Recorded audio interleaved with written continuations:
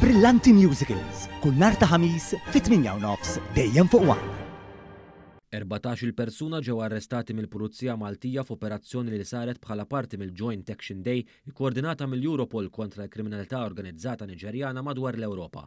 Il-Pulizija Maltija ħadmet ma' diversi entitajiet lokali fosthom id-Dipartiment ta' Dwana, is-Servizzi ta' Detenzjoni u d-Direttorat tas-Saħħa Ambjentali fejn saru diversi ispezzjonijiet u nforzar fil-Marsa, fil-Ħamru u f'San Ġiljan.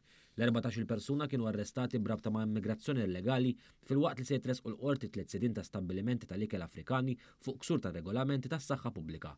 Waqt l-ispezzjonijiet ġew sekwestrati diversi dokumenti, ikel projbit kif ukoll affarijiet relatati ma' droga. F'din l-azzjoni ħadu sehem diversi skwadri tal-Pulizija fosthom tal-immigrazzjoni, ta' kontra droga, ta' kontra l-vizzi, tar-Rapid Intervention Unit, tal-Klib kif ukoll tad-Distrett u dawk tal-komunità.